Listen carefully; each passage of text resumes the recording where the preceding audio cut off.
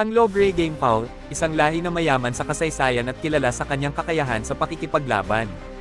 Ang Logray Game Fowl, isang lahi na kilala sa kanyang lakas, tapang, at kakayahan sa pakikipaglaban, ay mayaman sa kasaysayan at nakakaingganyong kwento na sasabihin.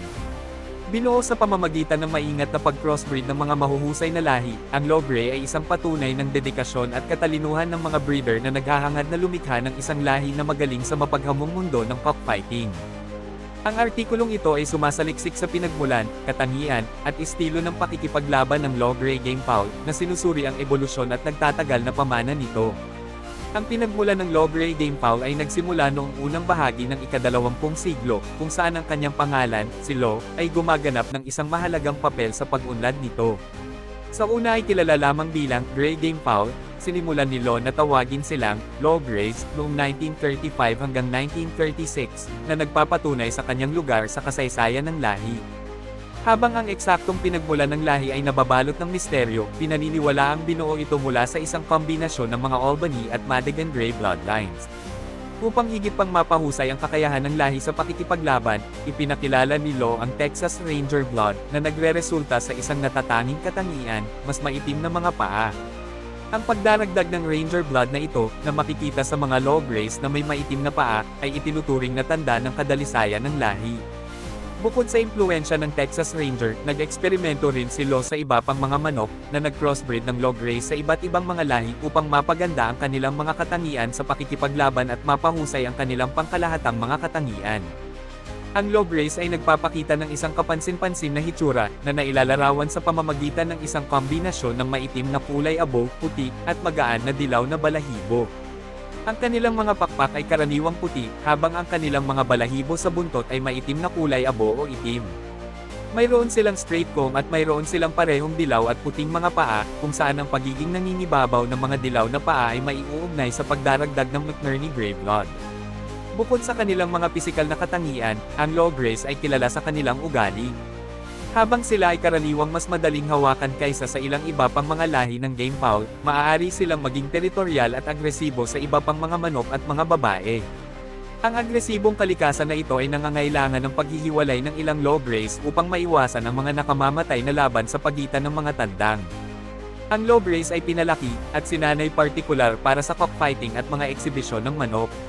Ang kanilang liksi, karangalan, at tapang ay makikita sa bawat galaw, na nagpapakita ng kanilang pagiging nangingibabaw at lakas.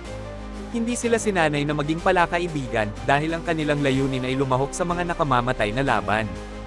Ang Lograys ay masigla, atleta, masilan, at aktibong binuo para sa lakas at tibay. Ang kanilang estilo ng pakikipaglaban ay nailalarawan sa pamamagitan ng malakas na pagpalo, tapang, at matalinong mga diskarte sa pakikipaglaban. Ang Lograys ay itinuturing na isa sa mga pinakamahusay na fighting cocks na magagamit ngayon, na kilala sa kanilang death kill at kakayahang magdulot ng malalim na sugat sa bawat palo. Ang kanilang kakayahan sa pakikipaglaban ay umaabot sa kabilang sulok ng mundo, dahil kilala silang agresibo at nakamamatay sa kanilang natural na kapaligiran.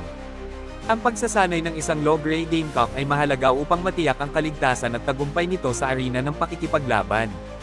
Kailangan nilang turuan ang iba't ibang mga diskarte sa pakikipaglaban upang maiwasan ang mga malubhang pinsala o kamatayan.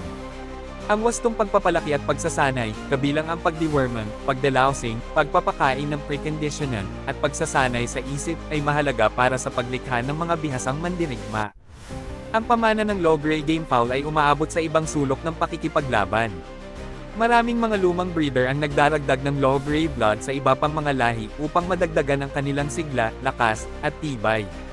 Ang impluwensya ng lahi na ito sa mundo ng game fowl ay hindi maitikaila, dahil nag-ambag ito sa pag-unlad at pagpapabuti ng iba pang mga lahi ng pakikipaglaban.